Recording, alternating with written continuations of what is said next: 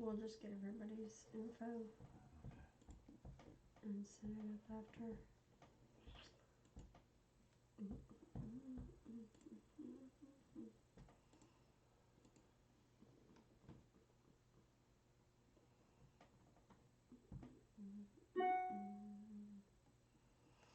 Well, that's a good sign. That's a good sign. Oh, just minimize it. What's up, Mama Z? Give her a wrench.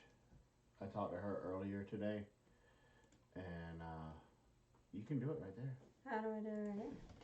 Oh, let's see the thing. Ah, right there. Look at that. Yeah. Oh.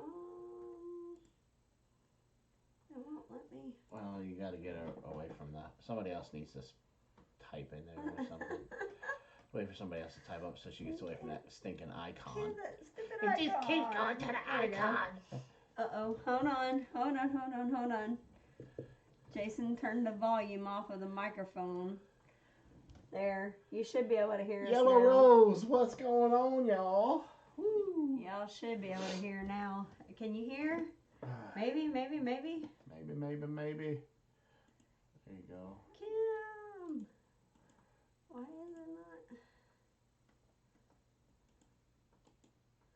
Why are you First just of messing all, stuff I up? gotta do this first. Yes, you do. It's not giving me anything.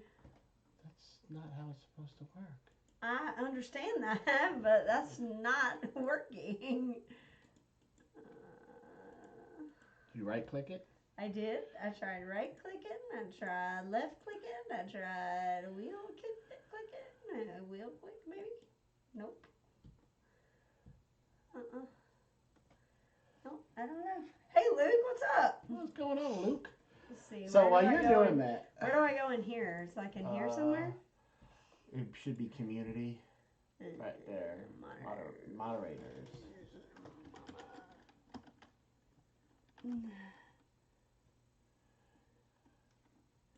Bink. I think you put it in the wrong spot. Huh? Yeah. You made How her, did I do that? because you just made her a moderator of the entire channel. Oh. Sorry.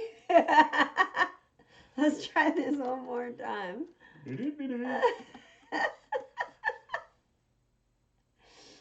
All right, let's try this. Let's try this again. Okay. Oh, look, she's got it there. I guess what's her name did. Oh wait, no, she might have gotten it from the other thing. But yeah, refresh again, Misty. That was cray. Okay, I'm going to go ahead right off the bat, and I'm going to say this, and then we're just going to leave it alone. Did you literally leave our dirty laundry sitting right there in the background? No. You did. It's right You're the here. one who came in the house and started moving everything around. Get out of here. No talking. No, it's okay. I just happened to look behind you, and now there's a piece of booger rag over there now, too. So. Jason's been in here all day today, and so he's left, like, I have not been in all here kinds of dirty. Farmer Brad, what's up, dude? Okay, so let me go ahead and say this and get it right off the bat. We do not tolerate any bullying, any ugly talk to other people back and forth. You do it in my chat. I have instructed the people with the blue wrench. There's no second chance. You will be booted and blocked. Where's that coming from? I had to have a conversation with somebody today, and they're going through some stuff, and the individual might follow them here. Oh. So get that out of the way. So on a different note, so I learned today. Sorry. So I learned today. You learned today what? That every species on the planet has its own a-hole. You mean like jerk a-hole? Yes. Oh, okay. I was in the tub, Mm-hmm. you know, because I turned the bathroom into a sauna because I've got some type of head cold or something right now, Mm-hmm. and I just put the diffuser on with Breathe and eucalyptus in there and just got it piping hot and got in a hot bath. Okay. And that's why I'm still in pajama pants. So everybody can see. Yeah.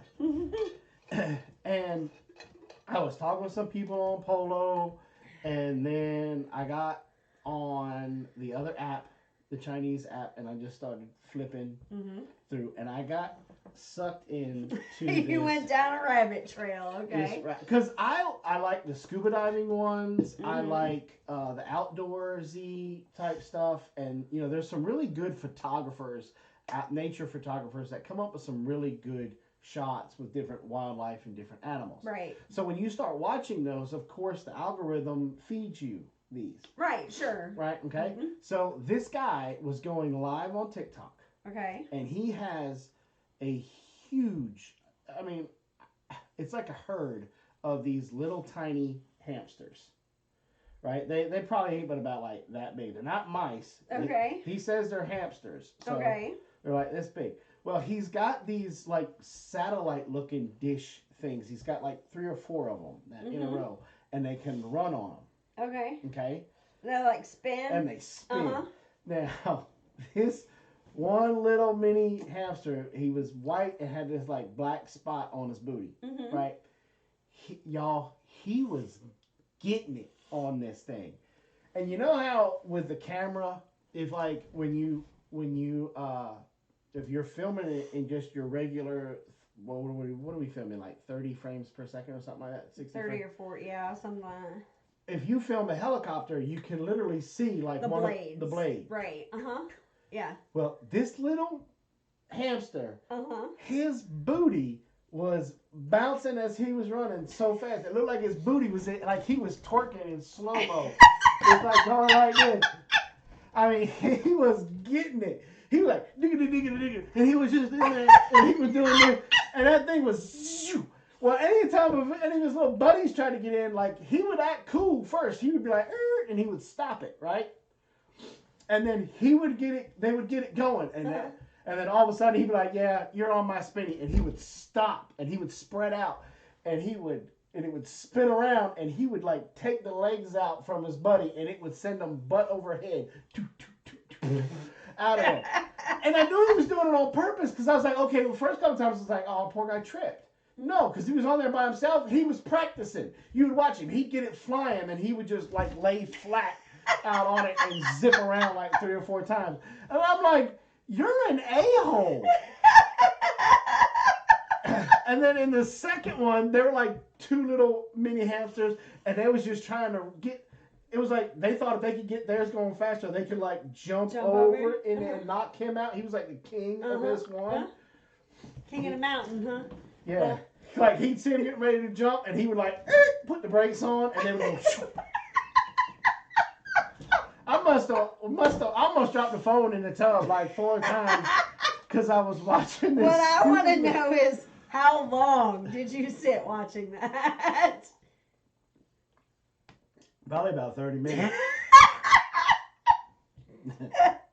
I mean, it was like a train wreck. You couldn't stop because all the other little hamsters was coming on there trying to challenge him for his throne, and he was a dirty player. Oh my gosh, that's. And he's like, you don't get to be the king of this hill on accident. You got. Or by being honest, right? Yeah, don't hate the player, hate the game. Hate the game. That's it. But his little twerking, because it's like he knew where the camera was too, because he would get up in there and he'd get to go in that little booty.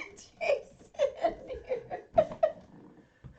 you're having flashbacks of asking Blaze what the rabbits were doing outside. He was just getting it, boy. And he was getting it so fast, his butt looked like it was going.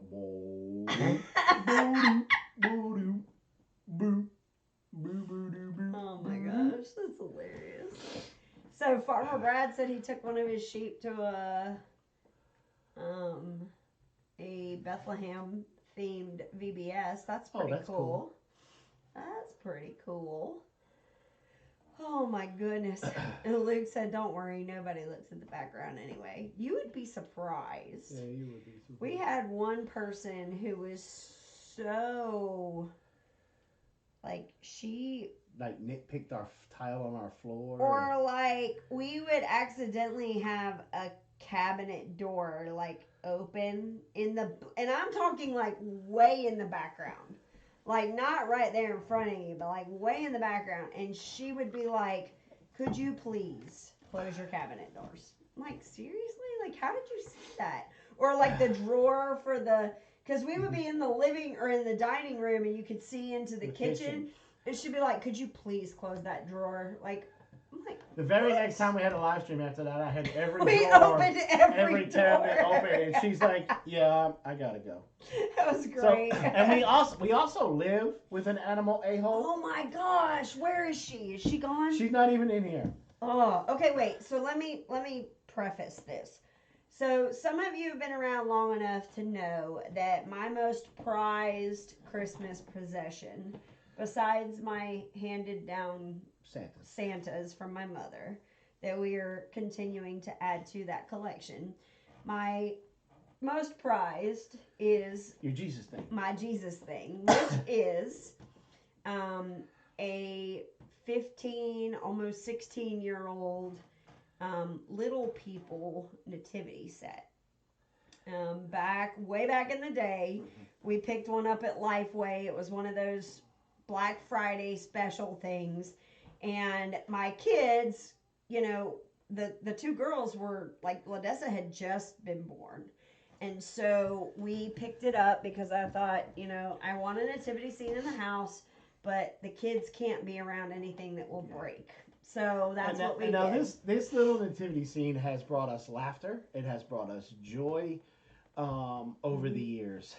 It got the nickname the Jesus thing because Chris from Single Dad Homestead, his precious little girl, they were down.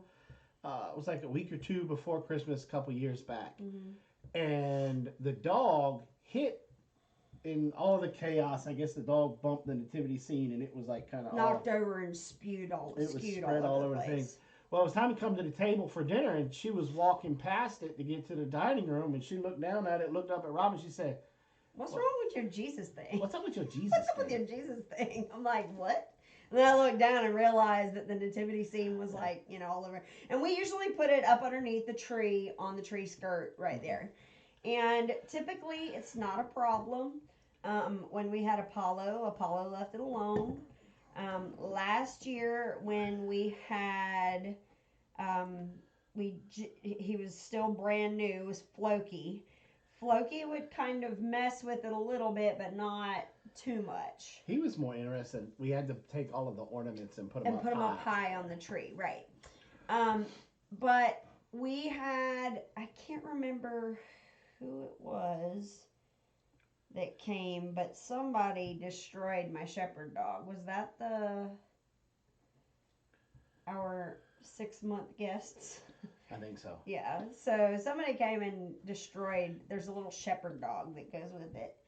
And so if any of you guys do any like garage sales, yard sales, and you happen to find he's a little black and white shepherd dog.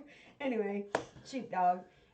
But anyway, all that to say, Lagatha has come up with this new thing this year. I'll go look, and the nativity scene will be kind of off.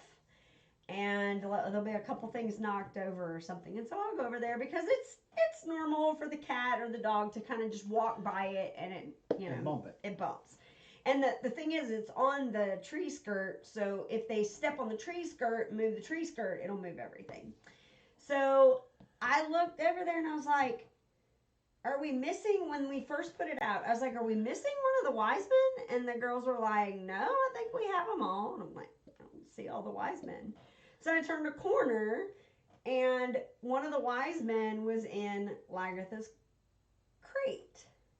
And so I'm like, great. She chewed it up. I'm so mad. Like, so I go over there and look, and it's not chewed up. It's not destroyed. It's not like no slobber on it, nothing. So I'm like, well, that's weird. So I pick it up. And at the time, we still had smalls here. I mean, by the way, we got rid of smalls. So we put it back. We rearranged everything. Everything was cool. So then, was it this morning or yesterday? I was looking and I was like, one of the pieces is missing again. And I think it was the wise man again. And so I'm like, but it was a different wise man this time. Because the first time it was like one that kind of looks like Asian. And then I think the one today was racist. like an African American kind of, they're different. It's supposed to be inclusive, so it's fine. Well, so anyway, it wouldn't really be an African American because he would have been African. Anyway, America wasn't around there, right? So he was probably Egyptian. So anyway, so I look over there and I realize that there's one in Lagartha's crate again, and I'm like, what is going on here? So I pick it up and I'm looking at her and I'm like, Lagartha, what are you doing? Like, what did you do? And she just kind of hangs her head and just doesn't really pay me any mind. So today, I'm off. I come home, and I come in here, and we're getting everything ready. Well, I come in from my sweatshop, and laying on the bed was Lagartha, and right beside Lagartha was the donkey. The donkey. And I said, Mama will be home in a minute. So anytime that Robin is not giving Lagartha enough attention, Lagartha gets one of the pieces of the nativity. See, look, isn't he cute? And pretty much little donkey takes him off. And she doesn't, and I'm serious, like she doesn't chew it. There's no slobber on it, nothing. No, she's very gentle. She's very gentle with it. She just takes it and puts it off in a corner and just waits for me to figure out that I'm missing a piece. It's the funniest thing I've seen. I mean, I've never seen. I think she just wants a little Jesus in her crate. That's what it is. She wants her own Jesus thing. She says, I need some Jesus decorations in my crate. Apparently. So, that was kind of cute. It was kind of funny. So, anyway, so that was that. I have to take a break for a second. So, cool thing. I'm still stuck with the hamsters. So shout out. I don't know if y'all have noticed our shirts, but we got a package in the mail this week from one of the people in our chat. Her name is Kim Root. If you see her in the chat there, she made these cool shirts for us, and we're actually she made some tote bags, and we've been using those this week to take our meals when we go out to DoorDash. We've been using those to carry our stuff in. And then I also got this cool cup. It's very cool. It's got purple butterflies on it. So I'm super excited about that. And we'll transition this in. We told you guys last week that YouTube is now permitting us to give away like 10 memberships a month. Mm-hmm. And our first one that Robin and I talked about, because Kim is here a lot. Mm-hmm. Well, she was the second one. The first one was April. But Kim is going to be the first winner of the membership giveaway. Yes. So she's one of the winners tonight. Yes.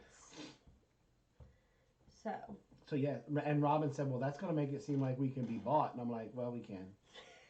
It was really funny because when it came in, I was like, she's getting a membership. And my daughters are like, really? I'm like, yes, I can be bought.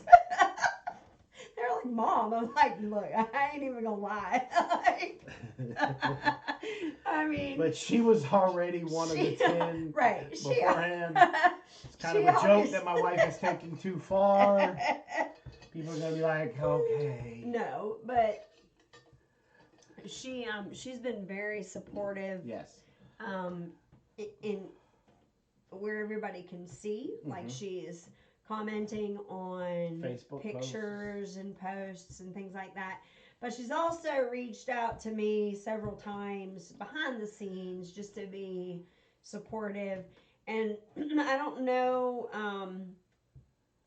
I can't, like, for the life of me right now, I can't think of the name of, she started a YouTube channel that's biblically based, and she's going through different, topics and things like that. So, Kim, you won't be able to put out a link, but if you can put the name of that channel on there, I can't remember the name of it right now. Or you can send it to us via Facebook. I don't have my phone, so and send it to me via Facebook, and then we'll send it to Crystal or Mama Z. I've started watching them a little bit here and there, and there's a lot of really good stuff on there. So should definitely check that out. Now, I asked her if she makes these t-shirts, and she said yes, she does. However, they're not quite set up yet to do them, like to take orders and stuff, but I told her as soon as she can that to let me know, and we'll post all that information in the nation, so that if you're looking for anything like that. Yeah, these are really good t-shirts. They're very comfortable, very colorful. I love all the colors. Yeah. Like, I got a compliment on my bag today because we took it into Aldi because we didn't have a quarter, and I hate going and asking for a quarter, and we only had like 4 or 5 items, so I was like, just bring one of those bags in, we'll shove it in the bag and take it in there. So that's what we did. There it is. Revealing the Revelations is the name. So yeah, take a look at that, and it's pretty cool. I like it. So anyway. Yeah.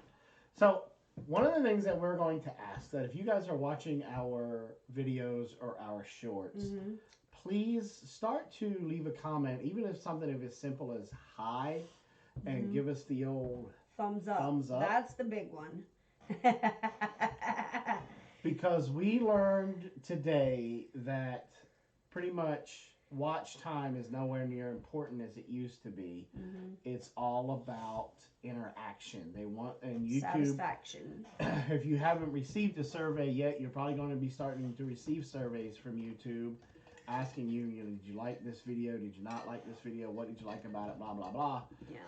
And so if they ask you about one for hours, please take the 30 seconds or whatever it is to, give your feedback to YouTube, because that will help our channel be able to grow and be able to help more people learn how to become more sustainable. Yes. And because what it looks like is happening, it does look like we're starting to get a little bit more, like for a while there, we would, after, it would be 6-7 hours, we still wouldn't be, we still wouldn't have 100 views. And we used to be able to get 100 views in, less than 2 hours. And now it's taking 3-4 times as long to be able to do that. So, I just, if you can, please take the time to, it's not as much about, like you were saying, it's not as much about watch time as it is about the feedback that they're getting. So it doesn't cost you anything to thumbs it up, to leave a comment, hey, how you doing, love the video, whatever. And that's going to be one of the things that we're going to be, as we're allowed to give out memberships, that's one of the things that we're going to be taking into consideration is how interactive the people are being. Right. And we're going to reward that. So I think that's a nice thing that YouTube is able to set up to be able to do, and it was just a good way for us to be able to give, hey, thanks for giving feedback. Thanks. Yeah. So that's what I noticed that it's a good segue into, because I noticed that Crystal had started, like we were starting to get comment after comment from her channel, and I was like, oh, she's getting caught up, because we all get a little bit of downtime now because of the holiday. So you'll definitely see more of that. But we definitely appreciate the people that take the time to give us a thumbs up and leave a comment. When did Lola sneak in here? She's been in here for a minute. Oh, She said something about not liking the app that you were talking about, and that her rabbit hole is Instagram. That she'll get stuck on Instagram, and probably, and I could be wrong, but probably the Reels specifically. Speaking of Reels, did anybody see our Uber Eats? Either short form or reel form, because that was pretty funny this week. It made me laugh. That's why I filmed it. But it was funny. So, what's everybody got planned for the holidays? What are we doing for the holidays? We're gonna eat. We're gonna eat. What's on the menu? Ooh. Did we brine the ham? We didn't have a ham. We got a ham in the freezer. No, we don't. What was Y'all are gonna hear this live and watch Jason's reaction. It wasn't a ham. What was it? I don't know, but it wasn't a ham. We did not have a ham. The girls went looking for one the other day. How did we not have a ham? I don't know. We have like tons of sausage meat, but no ham. But I'm your savior. I fixed it. I've been looking at sales all week.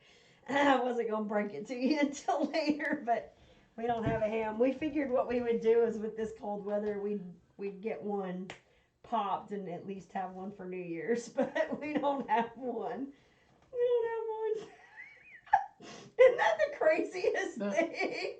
Did they go all the way to the bottom of the freezer? Supposedly, yes, because remember, Ladessa did a full food inventory in the freezer. She said we have 2 hams. I can go back and show you the paper.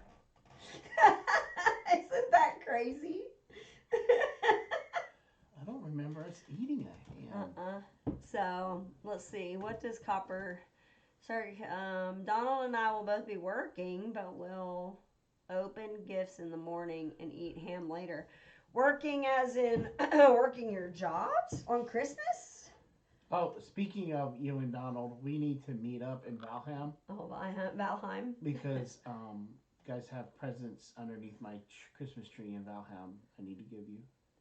Ooh, a brisket. They're going to do brisket for Christmas. My brisket is for St. Patrick's Day. Our brisket is saved for St. Patrick's Day. How in the heck did the pig masters not have a ham? I know. That was my thing. By the time did I get overzealous with making my lunch meat? Yes. So what happened, from what I can gather, is we did a boneless ham. We did the boneless hams this last time, mm-hmm. and those got used as we thought they were roast because they weren't marked, and so they got cooked. Oh, that's my fault. They got cooked as pulled pork instead of as hams. So, by the time we figured it out... I am so sorry. By the time we figured it out, it was too late to do something about it. So I was like, don't worry. So I was asking the girls, I was like, okay, and this is a question for y'all. If you had the choice between a spiral ham and then just a shank, like, ham that's not been fancy spiral cut, which one would you choose? I'm not a big fan of the spiral cut. So we did spiral last year, if you remember, because at Thanksgiving, somebody brought us a honey baked ham that had the spiral. And so we did another spiral for Christmas last year. And while it's cool to have that glaze and all that cool stuff, I was asking both girls, I was like, if you had the choice, which one would you want? And they both wanted the shank. Like they're like, I want the big chunks of ham, not those little slices. Those are my girls. Not those little slices. So we picked up, Ingalls had a sale on ham. So we picked up a 13-pound ham today. That was bigger than our turkeys. So we have a ham. I like the shank. It's way cheaper too. Well, and it's not a big deal because it's a big deal. I messed up. I should have labeled it better. And it's sorry. fine. So that's the whole point of our channel is learning from our mistakes. So if you ever process your own meat, make sure to label your stuff so that you don't have something like that happen. You know, Kim, it's funny. The whole reason I asked the question of the girls, because I knew what Jason would say, was because Aldi had their spiral hams. This is a reminder. I thought you turned it off. Alexa, cancel. And she's going to come on again and tell us to lock up the chickens in a second. So I asked them both because Aldi had their spiral, and their spiral hams are good. Alexa, cancel. And they were like $1.29 a pound. And then Ingles had the shank portions on sale for like $1.08 or $1.10 a pound. Here's my thing. And I'm pretty sure with Yellow Rose being here, I know I got at least one that's gonna be like, yes. Look, I love the ham on Christmas Day. I do. But I really love the ham on the day after Christmas. Oh yeah, yeah. I like getting those big chunks and a big old thing of like Gould's spicy mustard, and just going pure barbaric and just dipping it in that spicy mustard and gnawing on it while I'm watching the game or watching whatever. Yeah. You know, YouTube or whatever it is that I'm doing. The problem with the spiral ham is that the slices are always so thin that they can dry out very easily. And with a shank, like, it's juicy. Yeah, and you can inject that bad boy. And that was one thing that we were talking about. I was like, look, because we needed brown sugar for the sausage and everything. And so I was like, look. She's like, I think we have brown sugar. I'm like, no, we're grabbing a whole nother thing of brown sugar. She's like, why? I said, because we are going to, like, crust that ham. Like, when we get that ham, we're going to crust it and get it nice and you know. So that's what we're planning on doing. And Ladessa was supposed to make butter today, and if she didn't, she'll make it in the morning. She's gonna be making it in the morning. Ladessa didn't do nothing. Okay, so that way we'll have butter to be able to inject it. We'll do some honey or some brown sugar and garlic, and butter, and infuse it that way. So, yeah. Just like we've been growing greens. And the thing is like we've been cutting the greens and using them, and nobody's been saving them up. So we don't have greens for Christmas or New Year's either. Well, I think we got enough for New Year's between the turnips and the maybe the greens, turnips. other greens that maybe we got the out turnips. there. Those turnips turned out surprisingly well. I can eat them like a radish. Yeah. And they got just enough twang to them that it's not overpowering, and it's. You know what I noticed? So I don't know about y'all, but like most people have black-eyed peas as a side, you know, or they'll have, what is it called, Hopping Johns, where it's like you cook them, and then there's like in a broth, and then you put them over rice or something like that. Well, we eat them like almost like a soup. Like we'll do like a black-eyed pea soup was off the chain. So Ladessa will take like beef or not beef broth, chicken broth, and then we soak the beans overnight, the black-eyed peas overnight, and then she puts them in there. She puts some onion, garlic, that kind of thing. But she took some mustard greens, so we put greens in there.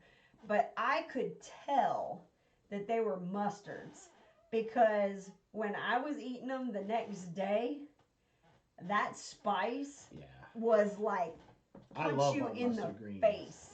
Good. So, Yellow Rose says, love taking the leftover ham for lunch. Kimmery says, I can eat ham on buns for days. Yes. And I love the charred fat from it. Oh, yeah. Yes. See, that's why I wanted to coat it with the brown sugar, because I thought that would be fantastic when it crisps up. Well, here's my thing that it's really kind of disappointing for me this year and probably from here on out. A lot of you guys know that at the beginning of this year, I just started the carnivore diet. Back in June. In June. And I went from almost 270 pounds down to 230 pounds. And my headaches went away. They really went down a lot. The inflammation in my joints went down like a lot, pretty much went away. Not to be gross, but my number 2 time stayed consistent. It wasn't pooping through a screen door or anything like that. So it really reset my entire system. And then we brought vegetables back in and nothing changed. And then we brought dairy back in and nothing changed. And the moment that I brought a little bit of bread back in, I started getting sick and started to feel it. So we told my primary care doctor this, and of course they run blood work forever and a day, and all my blood work come back like really Stellar. really good. To the point where I got cleared to be able to go scuba diving again, because of how the doctor pretty much said I can do whatever I want to with blood work like that, quote. And so they sent me to a digest specialist who, bless her heart, she didn't really leave. I didn't leave the room with a whole lot of confidence because she had like 2 screens up, and I'd ask a question and she was scrolling on the internet, and I'm like, I could have done this at the house. You're supposed to be a doctor. But they wanted to schedule me for a upper and a lower camera visit. They're gonna meet in the middle, I guess. I don't know. No, they're gonna use this. Well, They at the better VA, not use the same they were one. gonna use the same camera. Better not use the same camera. They do using the same camera. They coming out the mouth first. Yeah, that's what they said. They said they'd do the endoscopy first and then. Whoop. Yeah. Anyway, so I have to go through that torture, but they are looking at possibly me having, what's that called? Celiac. I don't know that it's specifically celiac, because the people I know that have celiac have a much more violent reaction. However, just because it's not celiac doesn't mean it's not gluten intolerance, because at the end of the day, that is exactly what it is. I mean, you can tell that, and what happened is when we went to this appointment, the doctor said, look, in order for us to be able, like, we will most definitely be able to determine if you have a gluten intolerance through the endoscopy. However, you got to start eating. If you've been staying away from gluten, you're going to have to start ingesting gluten in order for us to determine it, because if there's no gluten reaction, then we're not going to be able to see it. And so I'm thinking, okay, well, a couple of days before the endoscopy, they'll be able to do it. And he's like, no, you're going to have to do like a slice of bread for every day for 3 weeks. 3 weeks. So on the way home, I picked him up something that had some bread, and then unfortunately we kind of overdid it, because that night we had beef stroganoff, so we had pasta, and then I think you had a couple of chocolate-covered pretzels or something like that. Anyway, I was miserable. And the next morning, because I'm like, okay, gotta have bread, because we didn't have any sliced bread at the time. We'll have biscuits and gravy. Well, I forgot that the gravy is made with flour, so he got a double dose, so we had to reel that back in over the last day or so, because when I tell you bad. that it felt like my hands blew up like balloons, and I couldn't even go like this. It was awful. And then on top of that, you said your like energy level, you could not do anything. You were like, I went out there to work because we're moving all the beehives this year to a permanent location, and I went out there to dig a hole, and it took me the better part of 3 hours to take these post hole diggers and go down 2 feet, to the point where I would get out there working, and I ended up puking a couple of times out there, getting the dry heaves from it. And I'm like, I'm getting this one pole in, and it was awful.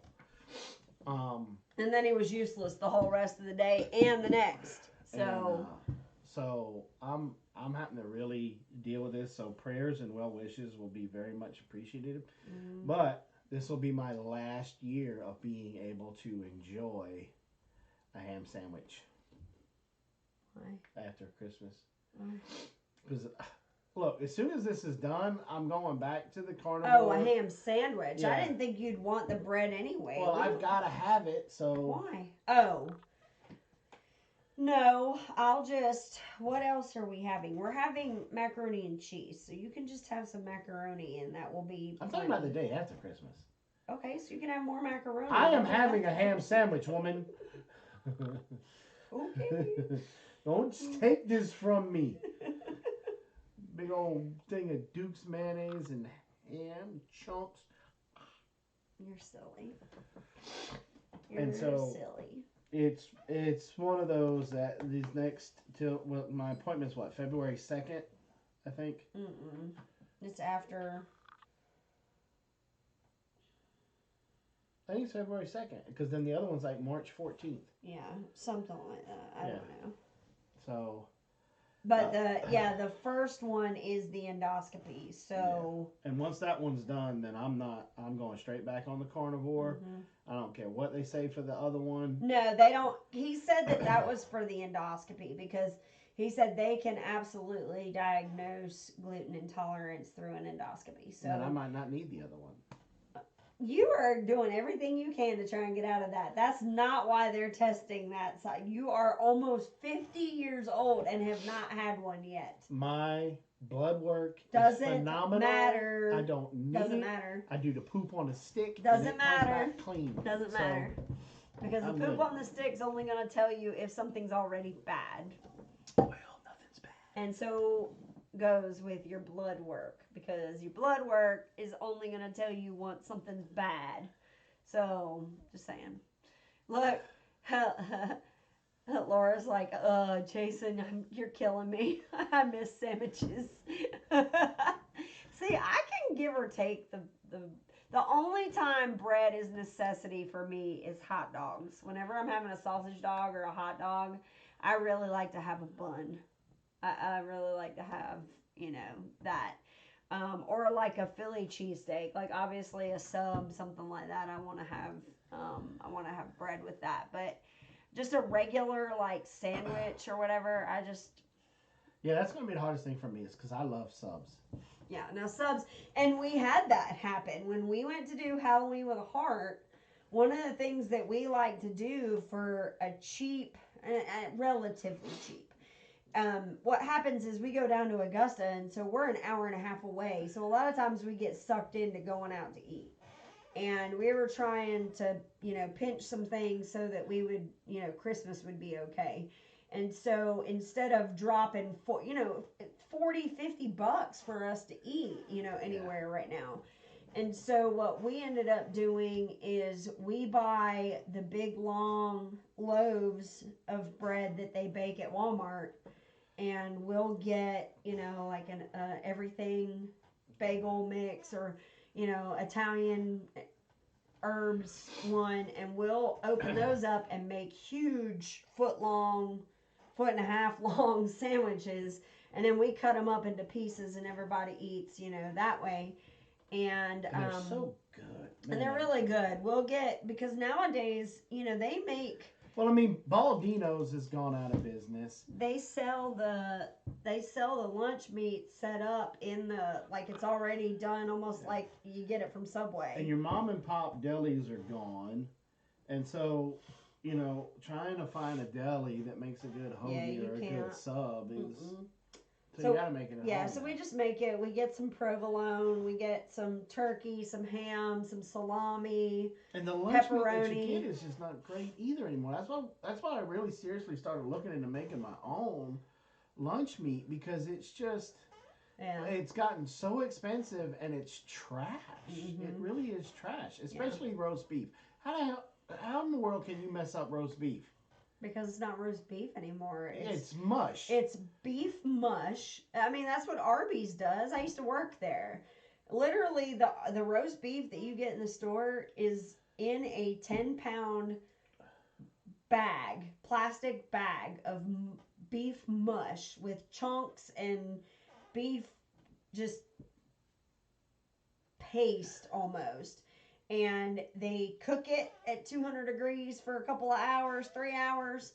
And then when it comes out, they put it straight on the slicer and slice it up. And that's how you get your roast beef. So it's not like, a brisket or a sirloin roast or something like that. They literally mush it all up, put it in it's disgusting. A rectangular bag, and then you pull them out. They come frozen. You pull them out and thaw them out. Like the mush you would make to make hot dogs. And you literally cook them they cook them in the bag. In the bags. Yeah. Like they're cooked in the bags. You put a thermometer inside the bag, stab it in the bag, put it in there. Yeah. So. Where a roast beef, you can take any roast cut from a cow, and you could season it up, smoke it, and slice it, and there's your roast beef. Now, of course, I would like to take the brisket, or the brisket is really the best one, but you have to ask yourself what's more important. What's more important? Because the problem is that most people don't know this. They know it, but they don't think about it. There's only 2 briskets on a cow. Only 2 slices of brisket on a cow. Because it's the muscle that goes from the jawbone down to the shoulders. So you're going to get 1 slab on one side and 1 slab on the other. And they're typically only about 6 pounds each. That's why brisket is so expensive. Because there's not nearly as much of it to go around whenever you're raising a cow. So here on our homestead, when we process a cow, you only get 2 briskets. And those get saved for St. Patrick's Day. So... that's just the way it is. But anyway, so for our Christmas, we are going to have ham. We're going to have our skillet mac and cheese. What? You're not going to tell them about your cheese? But it's not made yet. It's not done yet. Well, it's curing. Yes. So exciting. Last week, well, we talked about it last week, didn't we? I don't think so. Last week, last Monday, not this past Monday, but the Monday before, I made some farmhouse cheddar, and we had to wait almost a week for it to completely drain of the whey and dry out. So I've been like flipping it every day to let the air get underneath it and kind of, dry it out. And so finally this past Monday, Tuesday, I was able to get it to the point where it can age. In cheese, you call it aging. So now I have this little wheel, and that's one of the things that I thought was so cool. So when we weighed it out, when we first started the flipping process, it was 3 pounds, 10 ounces. And I'm working on it, Mama Z. And 3 pounds, 10 ounces. Okay. When I went this week to do the final stage before you start aging it, we weighed it again, and it only weighs 2 pounds, 15 ounces. So it literally lost almost a pound for the entire. But it looks It's like 11 ounces. Yeah, so it's really cool. You want me to go get it? Yeah, go get it. Go get it.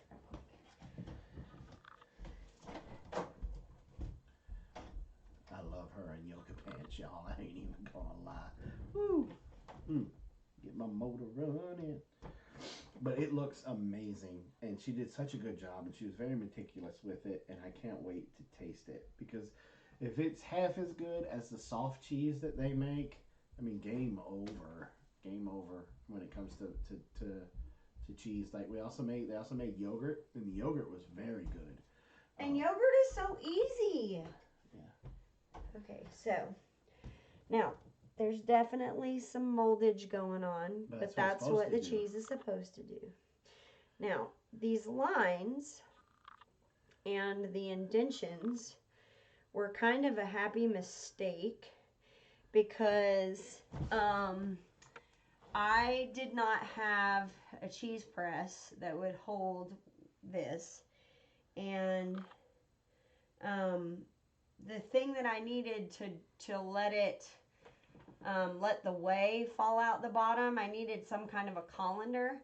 So what I ended up using, this is going to sound funny, but I used one of those salad, like where you put the salad spinner. Yeah, the salad spinner.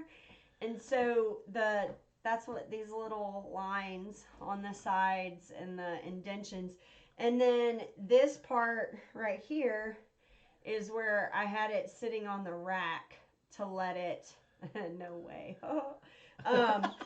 to let it dry. So what's cool is look at the color. It's hard to see it, but see the color is actually turning that yellow. When we first started, it was this white color. Man, you smell it. You smell the. Oh, it smells like cheese. Mm-hmm. It's really starting to come up. So go put it up front. Jason's gonna eat the whole thing. I'm gonna take a bite out of it. So yeah, I bet it weighs even less now. I can't wait. That is gonna be so good. Hey, W5 family, what's going on? It has been a while. Good to see you. Welcome back. Yeah, I'm excited to taste it, Kim, to be honest with you. Because everything that, like, Robin got on this kick here, and I'm not complaining not one little bit, but she started making the yogurt, she started making the cheeses, and the yogurt is phenomenal. So now we have a yogurt culture going. So now it's in the rotation, because that whole process for that cheese takes like a week, I think, to get to the part where you're aging. It takes like a week or two. And so while we're in that aging process now, once I did the 2 thumbs up again. Once we get to the part where she's just flipping it, takes a month. Then we're making the yogurts and stuff. Yeah. Then when it gets to this point here, now we'll do another. She'll start the hard cheese process up again, but then in that time between when we're waiting, she's making yogurt and the soft cheese. Yeah. And that stuff is so good. So the yogurt, I was surprised. How many of y'all have tried to make yogurt before? Because I could not believe how easy it was.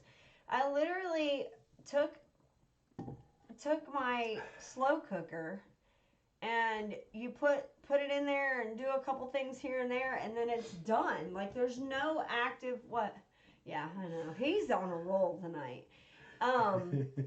But I'd love to learn to make what's skyr? What is SKYR? I don't know. Crystal, what is SKYR? Hey D. But yes, I am going to do a video on making the cheese. I had started doing one, but I wanted to make sure that I was comfortable with doing it before I show you, like, you know, how dare you make cheese jokes? He's so funny. I wanted to make sure that I was comfortable with it. One thing I did learn from the first time was that the process when you cut the curd, when you cut the cheese, when you cut it, after you cut it, you have to stir it, and the longer you stir it, the better, because you're cutting the cheese and stirring the curd. Mm-hmm. Stirring the turd. So anyway, as you stir it, you're actually releasing some of the whey from the curd. And the more you stir it, the less you'll have to drain. Once you start spooning it out and putting it in the cheesecloth, you're like poop jokes. Like, I'm the one that should be laughing at this stuff, not you. But yeah, so I'll definitely do a video on making it. It's a little bit of an involved process, but I think we're going to find that it was most definitely worth it, because even if that just comes out to 2 pounds, it took 2.5 gallons of milk.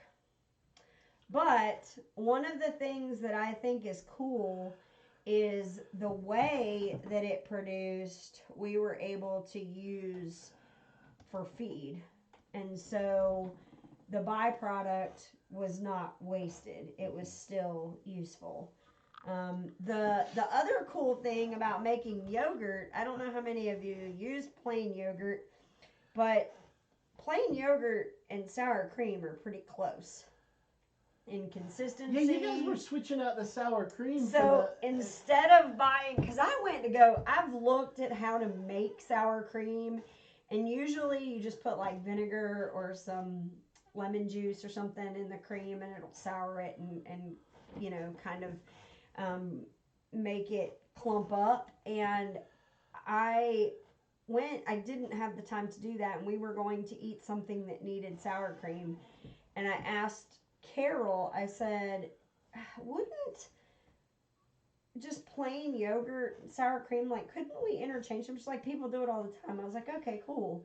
Because then when I went to the store and I saw how expensive sour cream is now, it used to be like 98 cents for the little container, and now that same container is $2 a container, and I just couldn't bring myself to do it. I was like, we're just going to swap out yogurt. And when I tell you that yogurt actually added to the flavor, because we had beef stroganoff and you're supposed to have sour cream with it. And I will tell you, having that little bit of twang that comes from yogurt was amazing. Yeah. I loved it.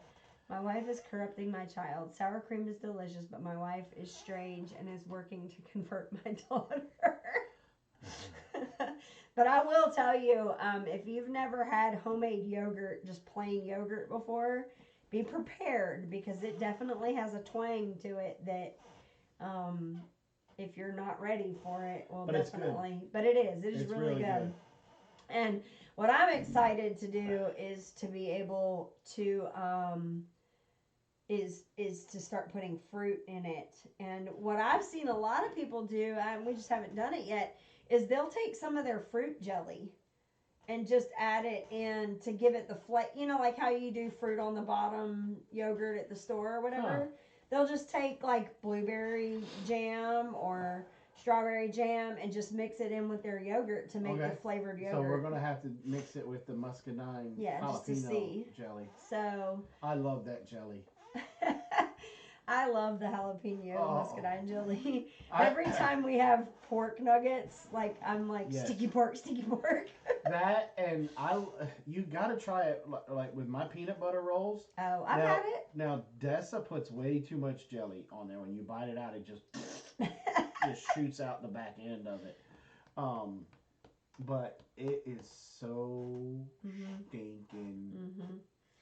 I really like it. If you guys have never I'm ready for that peach tree to bring out the peaches. Yeah, so we can do peach and jalapeno. Peaches and jalapeno. Oh, I'm sure it will be fantastic. I make my yogurt for 24 hours. So do you? How do you cook it? Because mine didn't take 24 hours. Yeah, it did. About half that, about 13. Now, the second batch it did because I forgot about it and had to get it the next morning, scoop it out the next morning. And I will say that doing that, the consistency was a lot thicker. Because that's one of the things with using raw milk. You do have a tendency for the yogurt to be a little bit thinner. And so we usually will hang it in some cheesecloth or some linen, and where's my jelly? Y'all said you were selling some. Oh yeah, I forgot about that. We never really put it out there. I mean, we said we were going to, but we never really put it out there. We gotta look and see if we have any to spare at this point. Because I'm gonna tell you right now, that's part of the reason why we don't have ham. Because we had cut a bunch up for sausage, to be able to grind up some sausage.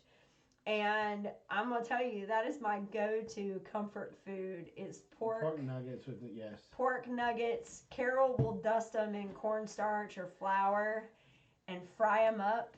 And then she coats them. We make like a sauce out of the jelly. She puts a little bit of water and a little bit of barbecue sauce and mixes it together, and we have like sticky pork, and it is so good, so good with a little bit of rice. Yum. So Lola, she says, I do that for the extra tang. My dad likes it super tangy. My whole family does. I have let it incubate for 4 and 8 hours. Yeah, I just let it incubate for 24. Yeah, so my process was 8 hours, and like I said, that first time it was good, but it wasn't as thick. And the second time I did accidentally leave it overnight, and when I came in the next morning, it was nice. You know, and one thick. of the things that I can say is that as we continue down this road and we start to experiment with things like making our own cheese and yogurt and all the stuff that we're doing now, the flavor profile has been amazing. To the point where you question whether or not you made the yogurt correctly because it tastes so good.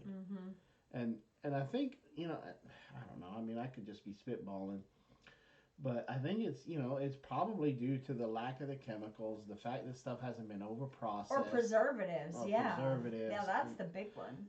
And stuff that this food is still quote unquote alive. You know, that the flavor profile is different. That's the whole reason why a lot of us got hooked on gardening, is because of that first homegrown tomato and the flavors from it. It's not as dry. It was all juicy. The thing with vegetables, and we even noticed this because we didn't realize it, when we were growing right out front in this front yard, we would literally go outside, pick what we were going to eat, and bring it straight in and cook it. Even if you have a garden and you harvest it in the morning and then cook it in the afternoon or the evening, you're still losing some of that flavor, because as it sits, you know, those sugars or whatever are starting to die. One of the things that I have to find, and I first saw it with Mark over there at Self-Sufficient Me, was his pickling jar container that he has to make his pickles in. It's like this pottery thing, and he has this little lid, and he puts the weight on it, and it holds everything down, and then and it just sits on his counter, and it seals because the liquid comes up over the lid and stuff. And so I really want to give that a go, because I mean, at any time that you can do something like that, pickle something like that, and not have to use refrigeration or whatever, it really helps. Yeah. Just like when we pickled the squash and zucchini. Oh. Yeah. That is one of my comfort foods. I like that more, and I'm probably gonna get booed for this, but I like it more than pickles. I almost like the bread and butter, like for a bread and butter. For a bread and butter, I almost like the squash more than I do a regular pickle. Well, I'm gonna fight you on this year. I want to do eggplant too. I want to pickle the eggplant just to see, because I was surprised because you did the eggplant chips. Yes. And those were really good. Yes. Okay, I mean, you guys put some seasoning on it, but they were still really good. And so my thought process is, if that was good, then I just don't know if the consistency of the eggplant will soak up. Well, it's just like a squash. Kinda. I don't know. We'll have to look at it, and we'll play around with it and see. We're certainly going to have enough that we'll be able to try it. Yeah. So I want to address, Luke asked, as someone without a dairy cow, would it be worth buying locally grown milk just to make cheese and yogurt? Yes. It's going to be a little pricey, but if you're not going... See, for us, cheese is like a daily consumption thing. And so with us having a cow and being able to perpetuate that cycle, it would definitely, you know, we're not missing it. But if you're, you know, spending $6-7 a gallon, that's like $14-15, and then, you know, you have to get the rennet, you know, So, I mean, you're going to have $15 or so. Well, correct me if I'm wrong. You're also using the yogurt culture in the cheese, right? Mm-mm. No, I thought No, you the did. yogurt culture. So that's the cool thing about yogurt. Once you get it started, it doesn't cost you anything but the milk. Yeah. So with us, you can do a batch, Luke, of yogurt with just a half a gallon. And you just go to the store, or hell, if you want some, you just let us know and we'll keep a culture for you. You don't have to go purchase it. We'll keep you, because it's only like a half a cup. You need like a half a cup of yogurt, and you just toss it in there at a specific timing, and then you just let it sit and it does its thing. So you would only need like a half a gallon for, and it makes quite a bit of yogurt. It really does make quite a bit. Yeah. Carol went through it so fast when she cut her finger a week or so ago, 2 weeks ago, and so we had to have her on an antibiotic. And whenever we do antibiotics, we make sure to eat yogurt as well. And because the antibiotics killing all of the, everything in your body. So we're introducing back the good stuff. And so she was having to eat yogurt pretty frequently. So we went ahead and made a big batch. We did a gallon, and it made a lot of yogurt, a lot. So we still have quite a bit that I could give you a half a cup if you needed it. Oh, good. We still have some. I thought we were out. Oh yeah, no, there's some in there. Okay, good. I'm gonna eat some probably tonight then. Yeah, it's pretty good. So yeah. So anyway, well, it is now a little after 9. Well, Did you wanna? Why don't we do this? Why don't we just go ahead and run and Until 9:30. Till 9:30, and like this was the after show because the pretty much everybody in here, Merry Christmas. Everybody's getting a free after show tonight. We'll just stay on here for another 20 or so minutes. Yeah. So Laura says it really does. I make 2 gallons at a time. I provide many people with dairy products. Yeah, I mean if the thing with us is we don't get but 2 gallons a day. So that means 1 full day's worth of milk is going to go to making cheese. Well, my friends, I have got to run down the road a minute. I will check to see if y'all are still on when I get back. Take care. Merry Christmas to all of you if we don't get back in time. What's up, Leatherneck? What's going on, Pooper Scooper? How you doing, buddy? Yeah. I was gonna text you today, but this cold got me all messed up in the head. I think with the yogurt, I think you find things to use it for, or use it with, because like with the sour interchanging it with sour cream. Mm-hmm. People like to have sour cream on their tacos and on certain soups. You like to put a dollop in there, and there's all kinds of different uses for it. Well, I think that's part of this lifestyle. I think that once you really get going with this, that you start learning, I can use this for this also. I can use this for this also. And, you start looking more at your dual-purpose breeds of chickens, your dual-purpose breeds of cows, and different things like that. And then, like, yogurt. Well, I can interchange that for the sour cream. I got an abundance of squash. What I'm going to do? Well, let's pickle some. Let's ferment some. And it really opens up. Like, one of the things that we learned from Chris was, like, taking the pickles or cucumbers and slicing them long ways. Salt, pepper, a little bit of like Italian dressing, and then throwing them on the grill. I've never had cucumbers or squash or zucchini that way. And it was so good. It was so good. We do that now. Yeah. And so you really start to kind of think outside the box. And I think that's one of the things that I really enjoy so much about living this lifestyle. And then watching your children start to do it as well.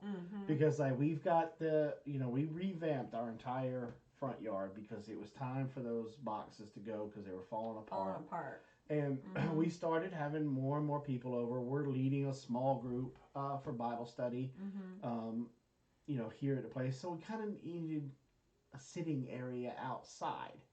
And so we decided, okay, this side is going to be the entertaining fire pit, right. outdoor kitchen kind of thing. And then over here is where's our kitchen garden's going to be. And we're going to have, Robin, of course, got to have her kitchen chickens over there as well. And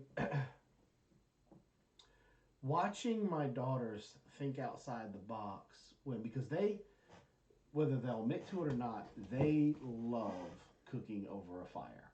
They would rather fire up the rocket stove, fire up the grill, or fire up that fire pit and cook that meal, or cook it in here on the wood burning stove.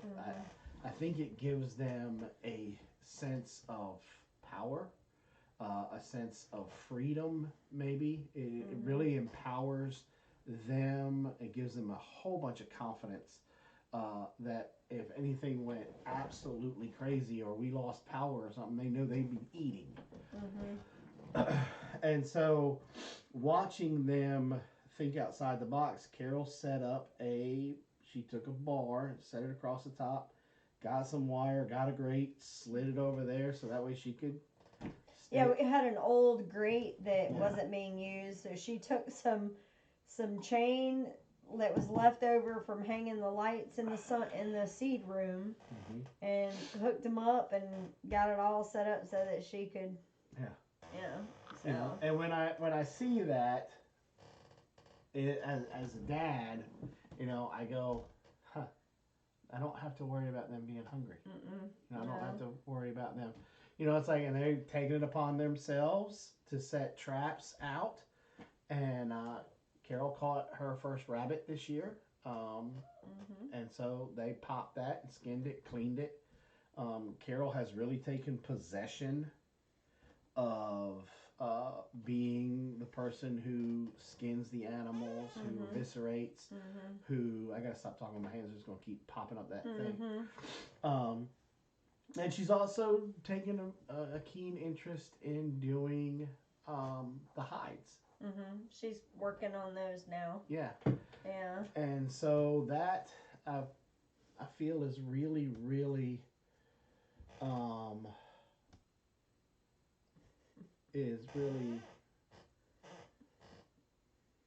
comforting is the word.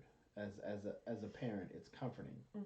Because at the end of the day, I know they'll have clothes and I know they'll have food. But even of course, if it is just a bikini made out of rabbit fur. A rabbit fur. But and that's like Carol, as she went through and she really took foraging on for the longest time. And I love when she goes and forages because she especially when she brings back mushrooms. Yes. Love Speaking mushrooms. of, Luke sent me a picture. Yes, it's lion's mane. It is? You guys saw it? Okay. Yeah, Carol saw it. Just to let you know, Luke, Carol saw it on Jason's phone last night, but it was kind of late, and she's like, I don't want to message him this late to let him know, but yes, that was definitely lion's mane. Yeah. It's a very specific, there's not really anything that looks anything like it.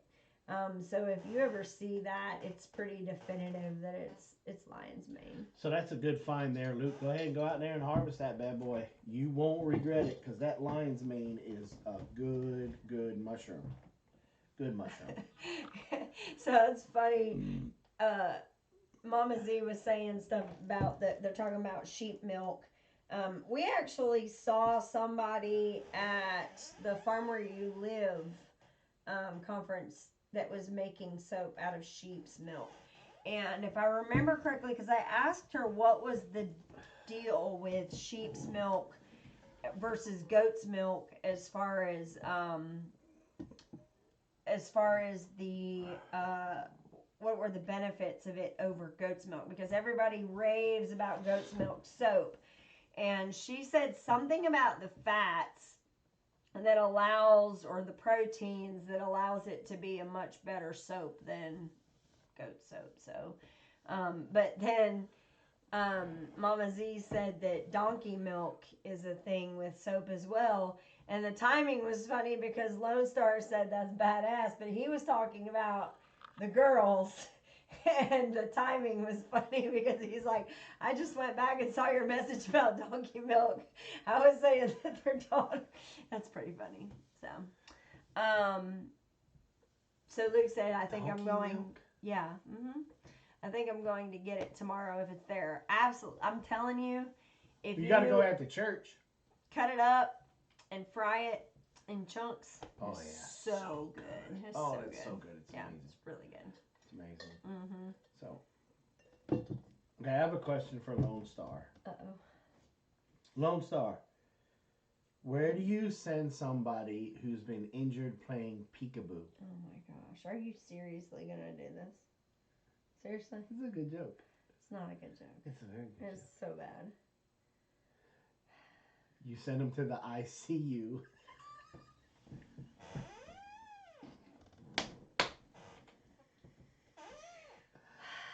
You got me so bad yesterday with the one that you sent me. Which one was that? About your dream. Oh, yeah. Yeah.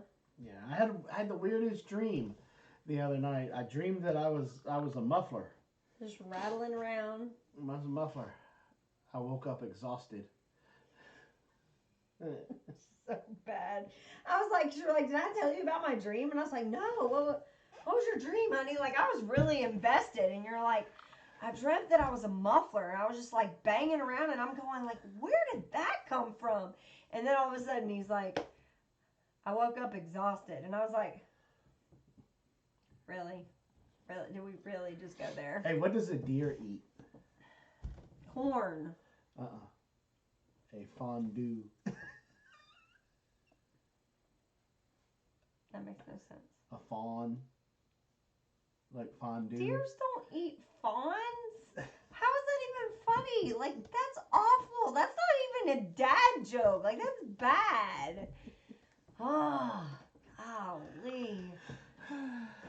Y'all, I have to live with this. It's awful. So bad. But I still love you. You better. So, anyway. One more thing I wanted to bring up. So, I was talking to Deanna up in North Carolina, a friend of ours. And she was saying that they're seeing a lot. And then I also talked to April, who's not here tonight. She's off with family. They are seeing a lot of upper respiratory stuff, RSV, flu, COVID, like all of that stuff. And so I just want to, kind of tell everybody, pay attention. Like, wash your hands. Let's get back in the habit of good hygiene.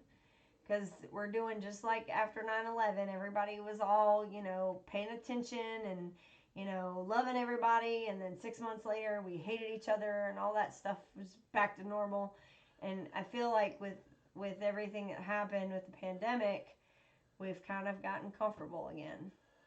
Oh. And they're saying that there's a new strand now. Well, there's always a new strand. What I found from these two people, they both told me that they're testing people and they're coming back negative for the pandemic and they're coming back negative for the flu.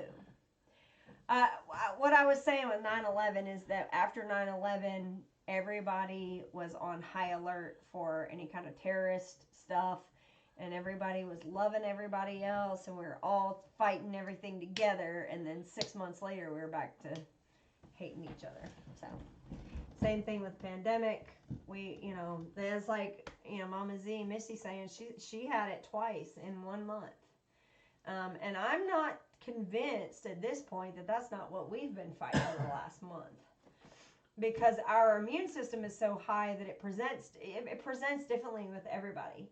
And so for us, I think it's really literally just been an annoying cold. Like, it's runny nose and coughing occasionally, a low grade fever. Like, you can't, It was a bioweapon. Mm-hmm. Change my mind, or I'll fight you. How's that thing go? I'll fight you. But I feel like maybe we've got this. There's something new, and we can't test for it yet. It's that new pneumonia. But whatever it is, everybody pay attention and start. There's always it's about fear, and they use the fear to control. Okay, so they are going to keep telling us, oh, we got this new strand, oh, we got that new strand, oh, we got this, we got that, because they know we're more powerful together. We're more, it's like from Planet of the Apes, the second one. Whiskey cures it. When Caesar was in the animal control thing with all the other apes. Oh yeah, once they all came together. He said, he told the chimpanzee, What is here about? ate by myself, weak. And he snapped it. Yeah. And then got a whole bunch of them, of those sticks, apes together. Strong. And that's what they're just trying to prevent. They want us divided. They want us in fear. They want us in a state of panic. And they, it's all about, in my opinion, it's all about control. And so they pulled it over on us before. They're not going to be able to do it again. Look, I like the fact, I'll be the first one to admit it. I like the fact when that was going on and everybody was really washing their hands and wearing this stupid stuff on their face, because the common cold and the flu disappeared. Right. For like a year, we had no flu. And I was loving life with that, because we didn't get sick. But like Robin said, now that everybody's gotten used to it, and it's called normalcy bias. Yeah. This is the new normal. And we've just gone back to being in a rush and skipping basic hygiene practices. I can't tell you how many people I've seen, because we've been door dashing, and I can't tell you how many people I've seen go into the bathroom and not wash their hands. We're right back to it again. Yep. And it's only a matter of time, and it already is here. I mean, all over Georgia, like Augusta area here, like even within our church, we've had bad at our church. A lot of people get sick. Our church, we took a big hit with this new illness that's going around. A lot of folks are out. But you know what? Yeah. Here's my thing. If there's a new bug or something like that, give it to me. Let me get it. Let my body fight it. I'll build up my own immunity and be done with it. Right. No, and I get that. But what's frustrating to me is it seems like we had it back around Thanksgiving. We got rid of it and then flip-flop and had it all over again. And so now I'm like, it's something different. I don't know. Because I think science tells you, basic 7th grade science will tell you that when you get sick, your body builds up natural immunities to it. So in order for that bug to come back to you again, it has to mutate. Right. And so I think there's so many different variants of the flu, the common cold, the new kid on the block that you're not allowed to say his name or you get your channel destroyed. And all the new stuff that the new one that they got coming out now with this new strand of pneumonia and all this crap. Look, they're hyping it up to really get fear going. At the end of the day, God's in control. He's got it covered. He designed us the way that he designed us, so that way our bodies can naturally fight off a lot of this junk. Right. It's when we weaken the creation by ingesting a lot of these foods and junk that have all these chemicals, and we over antibiotic our animals and we over antibiotic ourselves, that it weakens our natural immune system and it puts us at risk. And that's why we have these different things going on. And I don't mean to get on this soapbox, but that's my thing. We should be doing the natural stuff. Yeah. So Laura was saying she has strep throat. We actually had somebody come through that had we had somebody come through with strep throat this past week. One of the kids, or a couple weeks ago. And I feel like that's part of what we got. It might be. But we won't go to the doctor. We just fight it off naturally with whatever we've got. And well, look, when that the new kid on the block came to town, we'll call him Captain Trips in here from the stand. There was a group of us it was a Marco Polo group that we were talking, and some of the members of that group are in this live stream right now. Every last one of us were in different parts of the country. Oh yeah, all West over. Coast, central part of the United States, East Coast, up north, here in the South. Before it was known what it was, all of us got it. Yep. And it was rough. But every person that was in that group beat it. And we're not the healthiest group on the planet. I mean, we're not physically fit. Some of us could like myself, could Miss T use, said it was my fault. could use to drop some weight, and we don't have the best eating habits and practices, but we kicked its butt before we knew what it was. Right. And I think, and there's been a study that's out there that, some people, the moment they get told that they go to the doctor for a routine checkup and they're fine and they're living life, and all of a sudden the doctor comes back and says, we need to test you for cancer, and they come back positive for cancer, they do a nosedive and they're dead in a couple of months. Was it the cancer, or was it the stress and the fear and all that other junk mixed up with it that completely lowered their immunity in their body, their immune system in their body, and it just kind of gave up. Takes that over. fear and stuff. And make no mistake about it. Make no mistake about it. Prove me wrong that the medical system cares more about the dollar than they do. There's no money in curing people. There's money in people being sick. And that's what it's all about. Yeah, hence the reason you got these commercials on the boob tube now that 5 to 15 seconds is the list of the side effects from this thing. Anything from your eyeball popping out to constipation, diarrhea, and they all end with the same thing, and possibly death. Why would I want to take this pill for heartburn or dry eyes, and it can make my elbow fall off and possibly my favorite kill me? is still genital warts or something that they'll say something. The girls will be in washing dishes and they'll be like, "What? What is that?" Yeah, we're not even talking about that. And it's for like psoriasis or something. Like what? Yeah. So yeah, but anyway. That's a soapbox I can get on and stay on for a while. I mean, I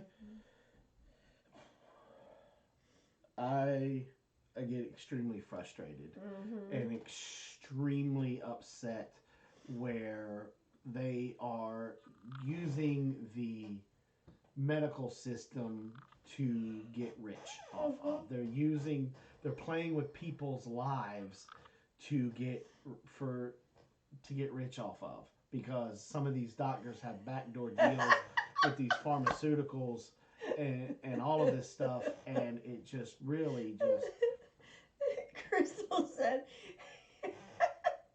I step away for a second and then I hear Robin say, my favorite is genital warts. And I'm like, all right then.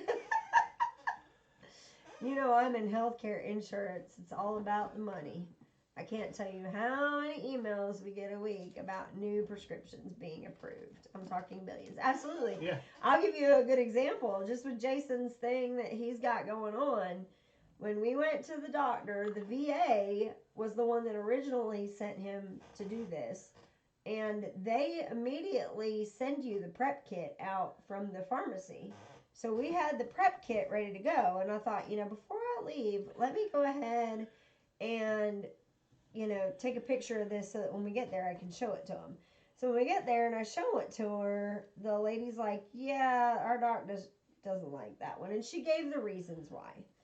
And so she's like, so we can get you another one if, we'll try to get it through the VA. If not, we can send it to the pharmacy, reimburse it, whatever. So, and then she even told us, like, for some people that, are lower income, we usually have a couple samples that we can certainly hook you up if we need to.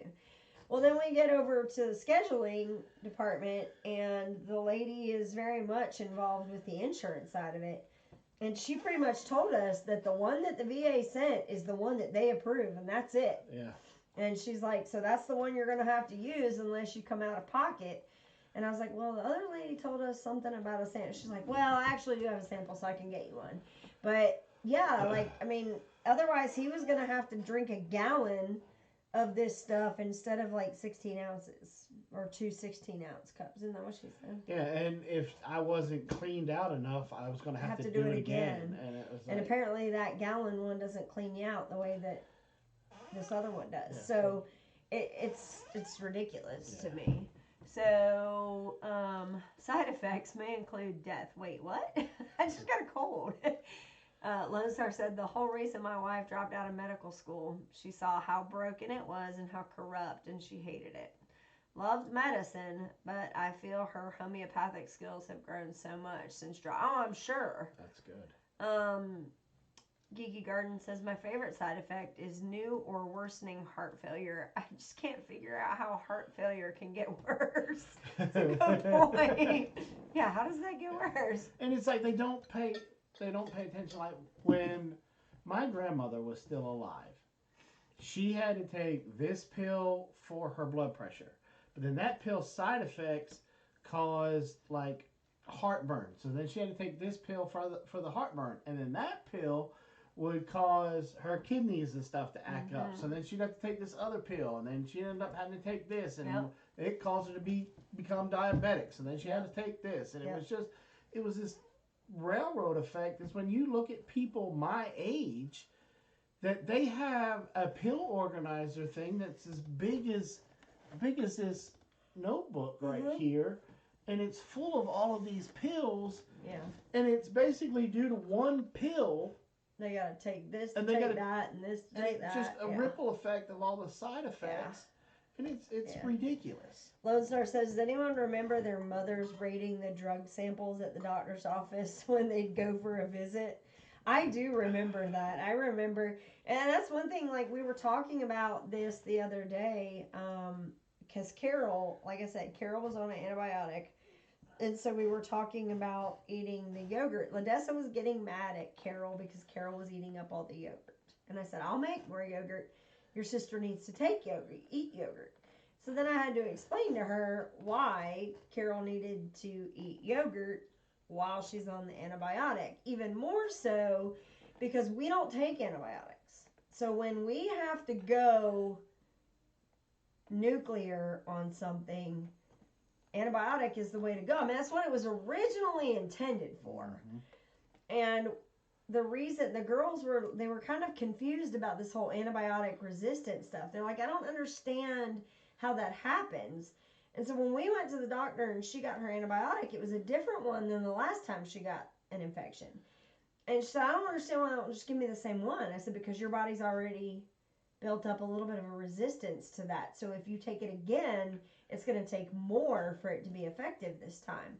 But this time she's going to give you a different one, so now your body has that one. And she's like, oh, I said, and what happens is people will not take out the full amount. And our parents were the worst at it. Amoxicillin, right? You would get a big bottle of the pink stuff. And we would drink it until we got better, and then Mom would tuck it in the back of the cabinet till the next time you got sick, in the fridge, till the next time you got sick, and then she'd pull out that amoxicillin and give it to you instead of taking you to the doctor. And so that's what happened, is a bunch of us are immune to amoxicillin because we took it so much when we were kids. Gen X, baby.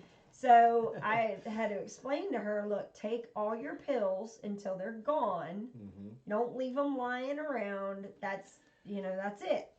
And so we had to kind of school them on that because we don't take them, so they don't even know. But that's another thing with, having, if you take an antibiotic, especially as a female, eat some yogurt. Just saying. Palmetto says, when I was getting out, I saw a veteran that had recently gotten out that had 30 different pills they told him to take daily. Decided right then I wasn't going that route. Yeah, no, yeah. I mean, I don't. Now, Jason takes a couple, but a good portion of it is just supplemental. It's vitamins. Yeah, he takes like fish oil and vitamin C, vitamin D. Like, he doesn't, so. We take our daughter to a natural pediatrician. She got that congestion crap a month or so ago. We took her in. After a while, they prescribed an antibiotic and a probiotic. And that's exactly, that's what yogurt is, a probiotic. So you put that in, and it basically adds in the good bacteria after the antibiotics killing all the other bacteria, because antibiotics just going to go in and wipe out everything. Just go outside and eat some dirt. My sister-in-law gave her kids antibiotics like it's candy, and they're always sick. Yeah, I mean, and that was one of the things that I told the doctor is the last time Carol had an infection, because she doesn't take medicine regularly at all, when they gave her, because they gave her a shot in the butt, and then gave her an antibiotic on top of that. And she,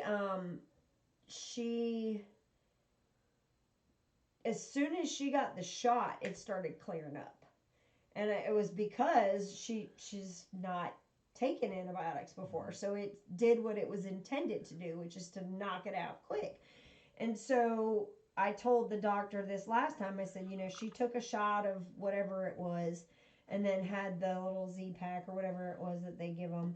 And she said, well, I'm going to give her something different so that we don't pile up on what those other ones were. And because this one was specifically a it was a skin bacteria situation, she was able to narrow it down even more to use something that was targeted towards that. So that's definitely, if you don't overuse medication, when it's time to actually use it, it's way more effective. So. Well, it's like, when your babies catch a fever. Oh, this is a big one. When I was my mother, if it hit over 102, you were going to the doctor. This one, she's like, no, that's just a good healthy fever. And we used to, I trust Robin. So, but it was hard for me. But sure enough, Robin had that threshold where she would then give them something and it would knock the fever back down. But letting their body. Well, because at the end of the day, a Tylenol or an ibuprofen is only going to drop the temperature like 2 degrees. So if you give a child that at 100, you're knocking it back to 98. You don't want to do that. So I didn't just pull this number out of my head. My pediatrician told me this. This was something, and ask your pediatrician if you don't have this information. Definitely check. But our pediatrician told us up to 102, don't give them anything. Let their body fight it. But once it crosses that threshold, that's when it's time to give it, because even at 102, you drop it down 2 degrees, you're still at 100. So it's still, the body's still working to get everything, fighting everything off. So that's what even now, that's what we do. Even us. If we're at 102, nobody worries about it. So, I'm out there when I went on. I can't read what he says. I don't know what's going on with my glasses. I don't know who this is. Who is it? Mark Akers. Yeah, he's been around for a while. He said, well, it's not that warm out there. When I went on my 10-hour break on Sunday, the dog got out of the truck and he did his thing and shot back for the truck. I don't know. So anyway, but yeah, we could get on a big rant about that, but at the end of the day, natural is always Always the best. But at the end of the day, God put everything down here for that we need, because He knew all the diseases and He knew all the sicknesses that were going to come, and He gave us the proper plants and herbs and stuff need to be able to build our bodies to the immune system that we need. right. We just haven't been treating our bodies like the temple that He designed us to be, and Right. we have to do that. And we all live in the sin of Adam. So that's why with our gardens we fight the thorns and we fight the weeds. And we the rocks. Because God told us we were going to, because of the original sin when He cast Adam out of the garden. God can forgive us, and just like how with us. And this is how I look at my relationship with God. God is the Father. He is my, He's my daddy. And so as a daddy, I look at my children and I can forgive them for some of their mishaps and misbehaviors. I have to forgive them. Right. But I'm a bad parent if I remove the consequence. Mm-hmm. And sometimes that's what God does. Yeah. He forgives us, but He doesn't take away the consequence, because the consequence is what gets us to learn, which helps mold us, what helps chisel us into His masterpiece that He has designed us to be. Right. Yeah. By the sweat of your brow. Yep. All right. You want me to go ahead and let's go ahead and wind this up? It's 9:40. Yeah, go ahead. Okay, so with the whole month of December, we have been reading the what? You have something? No. Do you have something to write stuff with? Or I guess I can go back and see the replay to pick out the people's names that we need to give the stuff to. It was just Kim. We just picked one. Oh, okay. Unless you want to pick another one. I thought we were gonna. Okay. We can pick another one. All right. Anyway, so we've been reading out of the book of Luke, and since in 2 days it will be Christmas, we were going to read Luke 2, chapter 2. This is the actual birth. We didn't do this last week, and I felt convicted all week for not reading last week. So, all right, so Luke 2, chapter 2. And it came to pass in those days that a decree went out from Caesar Augustus that all the world should be registered. This census first took place while Quirinius was governing Syria, so all went to be registered, everyone to his own city. Joseph also went up from Galilee out of the city of Nazareth into Judea to the city of David, which is called Bethlehem, because he was out of the house and lineage of David, to be registered with Mary, his betrothed wife, who was with child. So it was that while they were there, the days were completed for her to be delivered, and she brought forth her firstborn son and wrapped him in a manger, because there was no room for them in the inn. Now there were in the same country shepherds living out in the fields, keeping watch over their flock by night, and behold, an angel of the Lord stood before them, and the glory of the Lord shone around them, and they were greatly afraid.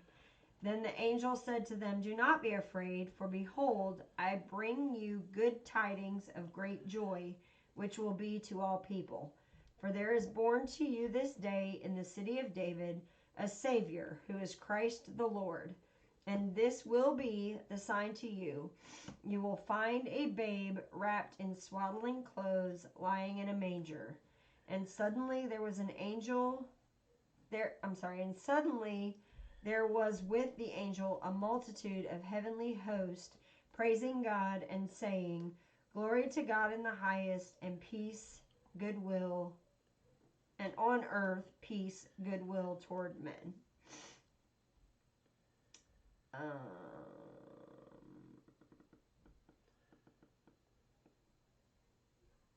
I think that's good enough. Of course, next part is the shepherds visiting the baby. He said, read Jeremiah what? 10. Jeremiah 10. Jeremiah 10. All right, Jeremiah 12. That's pretty. Any particular verse? That's a pretty big one. Mm-hmm.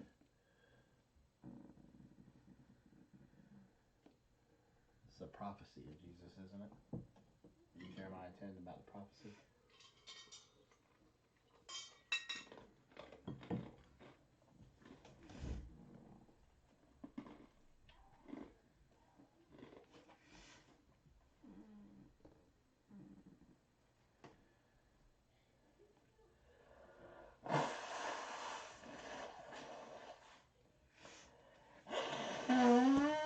I don't think we'll read Jeremiah 10 next. Why? Billy. Because I know what Billy's trying to do. Anyway, so, we'll carry on that conversation later there, Billy. We want to wish everybody a Merry Christmas. It's not about the presents. It's not about the tree. It's not about all of that. It's about the birth of Christ. And even more so, yeah, LOL and me. And even more so about why the birth of Christ is so important. It's not about a little baby in a manger. It's about the Savior of the world coming to save each and every one of us. So, I wish you all a wonderful Christmas season, Christmas night, Christmas day, good weekend, and hopefully we will see everybody next Saturday, which will be, is that New Year's Eve? Yep. No, Sunday's New Year's Eve. Yeah. So it'll be New Year's Eve. It'll be New Year's Eve. And we will be giving away another. Yes, we're going to give away another membership next week. So stay tuned. Show up next week. Remember to comment and like the videos for us. We appreciate that. It doesn't cost you anything, just your time. And go find that hamster channel on TikTok where you can see that little tiny hamster. Oh, wow. Palmetto turns 39 on Monday. Woo, getting old, man. So, yeah, check out. We'll put it on, maybe we'll put the link on the Nation or something. 39. I remember when I turned 39. We love you guys. Thank you for hanging out with us. Luke, we will see you tomorrow in the morning. So, we love y'all. We'll talk to y'all later. Remember, keep your head on a swivel. Yep. Continue prepping. Love y'all. Merry Christmas. God bless.